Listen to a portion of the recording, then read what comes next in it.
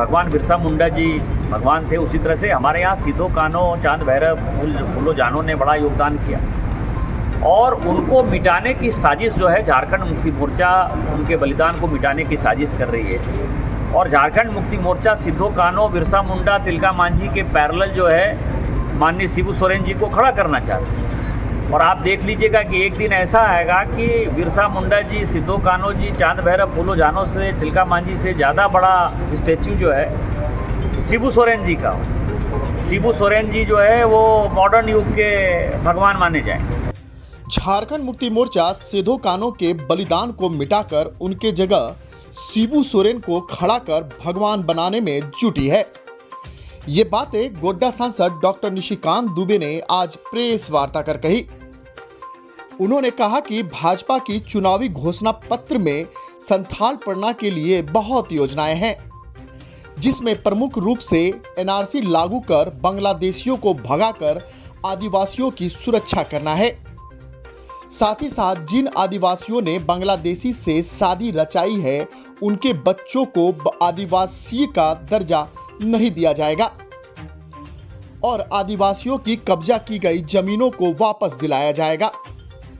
जरा आप भी सुनिए क्या कुछ है घोषणा पत्र में संथाल पढ़ना के लिए। देखिए, संथाल पढ़ना के लिए जो सबसे बड़ी बात है कि आदिवासियों की जो जनसंख्या घटी है 45% से 26-27% पर हुई है, लगता है 25% भी होगा। और बांग्लादेशी मुसलमानों की जो संख्या 9% से 25-26% हुई है। एक तो सभी को चिन्हित करके, आयोग बनाकर चिन्हित करके इनको कैसे बांग्लादेश भगाया जाए, ये मैनिफेस्टो का सबसे बड़ा पार्ट है। दूसरा ये है कि जो आदिवासी लड़कियों ने शादी कर ली है, उनके बच्चों को आदिवासी का दर्जा हम नहीं देंगे। तीसरा जो ज़मीन है जो आदिवासियों का कब्जा कर लिया है बांग्लादेशी घुसपैठियों ने, उनको फिर से आदिवासियों को देंगे और एनआरसी लागू करेंगे। ये हमारी डेमोग्राफी को बचाने के लिए मैनिफेस्टो ने सबसे बड़ा संकल्प लिया है और सबसे बड़ा प्रण लिया है। इसके अलावा जो स्वास्थ्य की सुविधाएं हैं, गोड्डा में मेडिकल कॉलेज होगा, साहबगंज में मेडिकल कॉलेज होगा, पाकुड़ में मेडिकल कॉलेज होगा, जामताड़ा में मेडिकल कॉलेज होगा, देवघर में ऑलरेडी एम्स है, दुमका में ऑलरेडी मेडिकल कॉलेज है। तो जो 4 जिले छूटे हुए हैं उनमें हो जाएगा।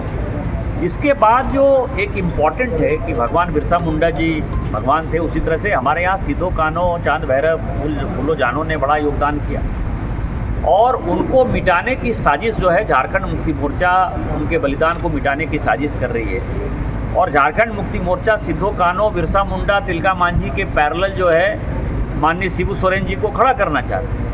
और आप देख लीजिएगा कि एक दिन ऐसा आएगा कि बिरसा मुंडा जी, सिद्धो कान्हो जी, चांद भैरव फूलो जानों से, तिलका मांझी से ज़्यादा बड़ा स्टैचू जो है शिबू सोरेन जी का हो। शिबू सोरेन जी जो है वो मॉडर्न युग के भगवान माने जाएंगे। तो इस कारण से भारतीय जनता पार्टी इतिहास को जिंदा रखना चाहती है और सिद्धो कान्हो जी के नाम पर एक बड़ा, जैसे बिरसा मुंडा जी के लिए म्यूज़ियम बनाया उन्होंने रांची में, उसी तरह दुमका में जो है 500 करोड़ खर्च करके उनका स्टैच्यू भी बनाएंगे, उनका रिसर्च सेंटर बनाएंगे और जिससे आने वाली पीढ़ियों को यह पता चले कि अंग्रेज़ों से कितनी बड़ी लड़ाई सिद्धो कान्हो जी ने की, वो एक बड़ा सवाल है। इसके बाद पीने के पानी के लिए सभी को गंगा से कैसे पीने का पानी मिलेगा, सिंचाई के साधन के लिए पुनासी डैम बन गया है, बुढ़ई डैम कैसे बनेगा, मोतिहारा नदी पर डैम कैसे बनेगा, बासलोई नदी पर डैम कैसे बनेगा, घुमानी पर डैम कैसे बनेगा, ये सारा जो है हम करने वाले हैं जिससे पीने का पानी और सिंचाई का साधन हो जाए।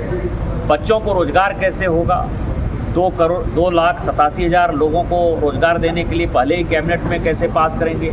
जो युवा बेरोज़गार हैं, उन युवा बेरोज़गारों के लिए हम 2-2 हज़ार रुपया देने वाले हैं 2 साल के लिए उनकी तैयारी करने के लिए। सहारा में जिन लोगों का पैसा डूब गया है उनको पैसा देंगे।